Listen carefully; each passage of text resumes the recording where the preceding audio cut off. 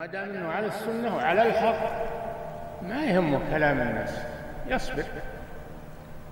نعم. Parmi les causes qui poussent une personne à arrêter d'étudier la science religieuse, on retrouve souvent le fait qu'elle se concentre sur la recherche de sa subsistance.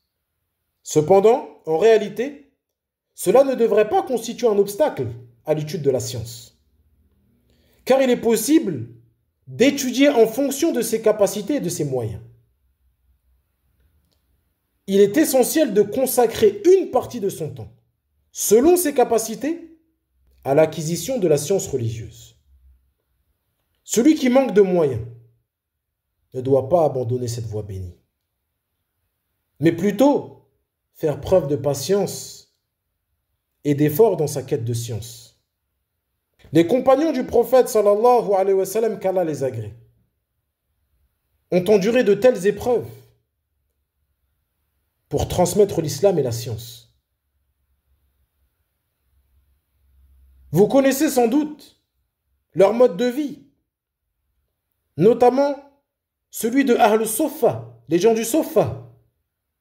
Abu Huraira lui-même, tombé parfois évanoui à cause de la faim, car il avait choisi de suivre régulièrement le prophète sallallahu alayhi wa sallam pour apprendre auprès de lui la science. Abu Huraira, qu'Allah l'agrée, devint ainsi celui des compagnons qui rapporta le plus grand nombre de hadiths. L'imam al-Zahabi, rahmahullah, a mentionné dans son livre Al-Muqidha que ceux qui ont mémorisé les hadiths se distinguent par différents degrés et que celui qui se trouve en tête est Abu Huraira, qu'Allah l'agrée. De même, Ibn al-Qayyim, qu'Allah lui fasse miséricorde, a écrit dans Tariq al-Hijratayn que la personne ayant le plus mémorisé la science par cœur est Abu Huraira, qu'Allah l'agrée.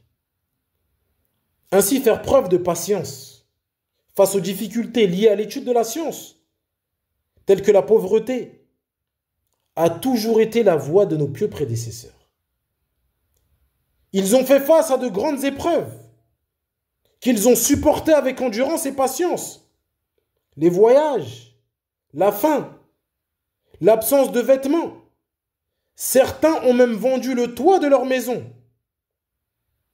Comme le cheikh de l'imam Malik, rahmahullah.